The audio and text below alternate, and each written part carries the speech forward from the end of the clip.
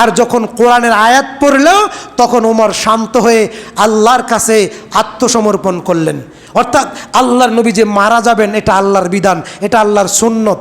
সুন্নত এবং হাদিস আমাদের দেশের সমস্ত হানাফি পণ্ডিত, সমস্ত মুকাল্লিদ, সমস্ত অন্ধ অনুসারী, রেজাউল করিম আবরার বলেন, নুরুল ইসলাম অলিপুরি বলেন, মুফতি শফিক কাসেমি বলেন, লুৎফর রহমান ফরাজি বলেন, এই সমস্ত অন্ধ পণ্ডিত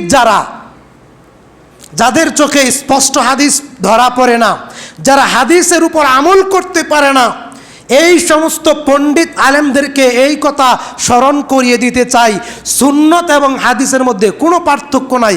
যেটা সুন্নত সেটাই হাদিস, যেটা হাদিস সেটাই সুন্নত। এটা আমি বলিনি, ইমাম ইবনে মাজাহ রাহেমাহুল্লাহ তিনি তার কিতাবে ভূমিকাতে এই কথা উল্লেখ করেছেন। সুবহানাল্লাহ। কারণ তিনি তার কিতাবকে সুন্নতের আলোচনা দিয়েই তিনি তার কিতাব লিপিবদ্ধ শুরু করেছেন। তাহলে ইবাদত কবুলের 2 নাম্বার শর্ত হলো আল্লাহর নবীর সুন্নত, আল্লাহর নবীর তরিকায়, আল্লাহর নবীর ফতোয়া, আল্লাহর নবীর বিধান, আল্লাহর নবীর আদর্শ মোতাবেক যদি না হয়, তাহলে যে যত বড় বুজুর্গ হোক, যে যত বড় পরহেজগার হোক, যে যত বেশি আমল করুক, সেটা আল্লাহর দরবারে কবুল হবে না? হবে না? হবে না? হবে না? হবে না। আল্লাহ বলছেন হবে না। 3 নম্বর সূরার 85 নম্বর আয়াত, সূরা আলী ইমরানের 85 নম্বর আয়াত, আল্লাহ তাআলা বলছেন। কে বলছেন? ইসলাম কে নাজিল করছেন?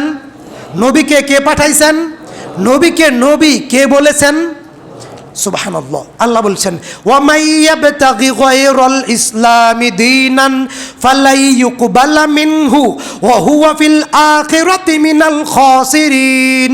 ওয়া মাইয়াবতাগি গায়রাল ইসলামি দীনান, ইসলামের বাহিরে কোনো কিছু ফালাই ইউকবালা মিনহু, আল্লাহর কাছে কবুল হবে না। ইসলাম ধর্ম বাদ দিয়ে যদি কেউ অন্য কোনো বিধান তরিকা তালাশ করে আমল করে, আল্লাহ তাআলা বলছেন ফালাই ইউকবালা মিনহু, সেটা তো আল্লাহর দরবারে কবুল হবেই না।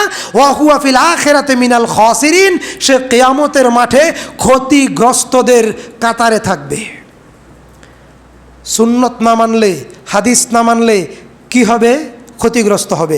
কি হবে? কথা বলেন।